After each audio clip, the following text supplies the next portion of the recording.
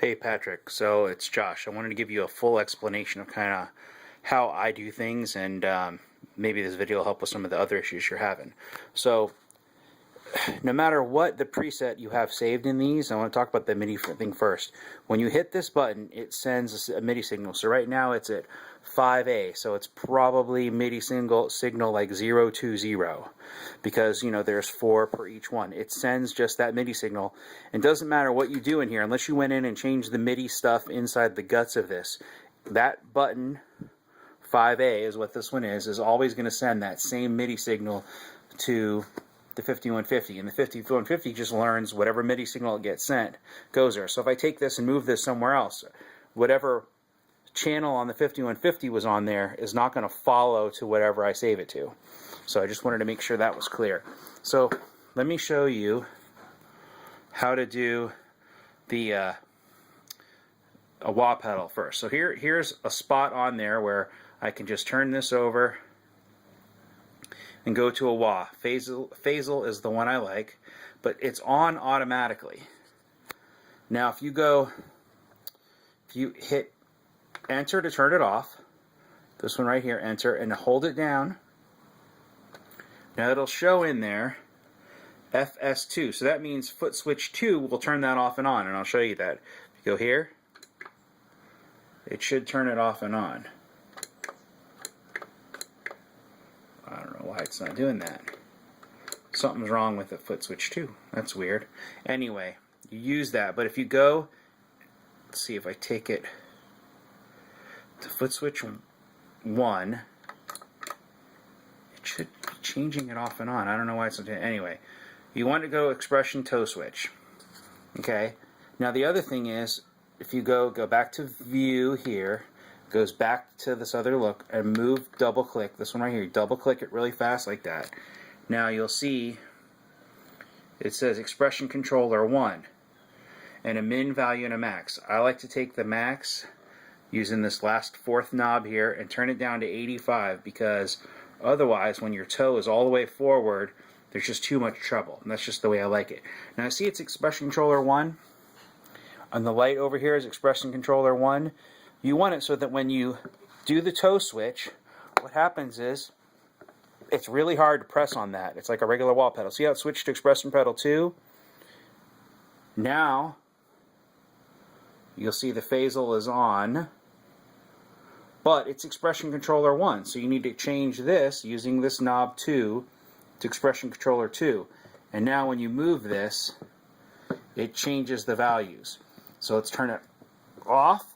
Again, you have to really press on that with your hand. So it's on 1, and then the phasal's off. So go back to view, and here, I'll turn it on. See how it turned white? Now it's on, and watch how that moves. When I move the pedal, see how that moves? That's me moving this up and down. It's on 2. Now I turn it off, goes back to red, and now you'll see it's dark again because it's off. And the way I have mine set up, if I go, let me go back to my patches. My first 3 banks are my patches that I use. I use a green channel with nothing on it. The next one up, which is 2A, that's clean with chorus. Then when I go to 3A, that's clean with chorus and delay. And you can see, I don't know why Screamer's on there. Screamer might be the compressor or something that I did, and I didn't turn it off. But delay and modulation are on for this one. If I go back down to 2A, you'll see just modulation or just chorus, like I said, and then on this one nothing is on my number 1A. So that's the way I set it up, so that I always know whatever bank I'm on, I'll know where I need to be in order to have, if I just want it clean with nothing on it, or if I want clean with chorus, or clean with chorus and delay, I know what bank I'm on, and that's how I do it. Then I use, these two are always blue.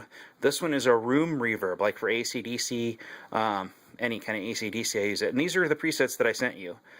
So AC/DC, like the Funk 49, I like it's just a quick, slappy kind of reverb that's more like you're in a little room, and it works better for that kind of stuff.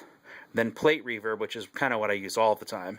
And then my red one is either the red channel, of course, or some kind of a special effect.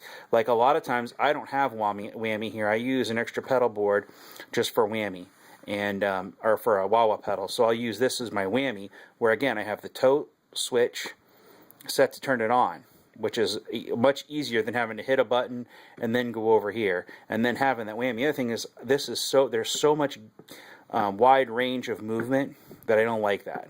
I like it better. The regular whammy pedal has a little bit less movement in it, and you can kind of feel like you control it.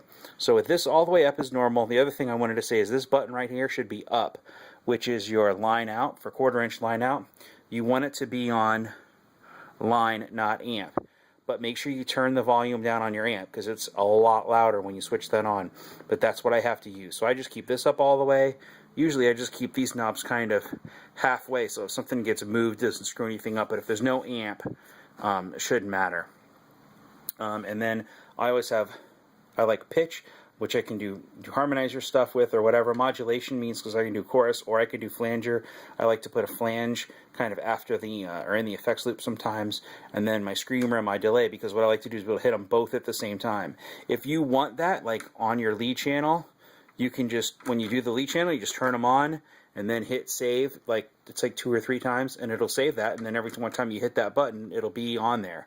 But I like to just be able to go to a lead sound, I can hit them both with my foot at the same time, turn them off with the same thing with one foot, and I don't have to worry about, having a whole separate channel, because when you change from a channel, or even just a preset within the pod, you're going to have a little delay, or there'll be that little gap. I like to just be able to hit those and there's no gap, because you're just really adding those 2 effects.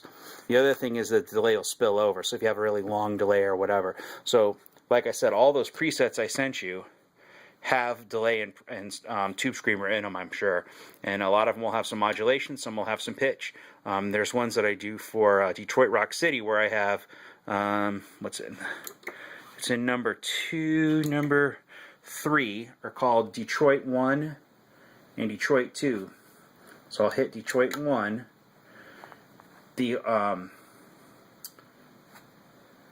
need to move it to the front. But the pitch is actually a 5th, because at the beginning that da-na-na-na-na-na-na, they're playing it at a 5th to kind of be in unison. But the solo is a 3rd. So I go over to this one, and then I can switch in the pitch, and I can get the minor. It's actually a minor 3rd, C minor and a 3rd, and get that for the solo.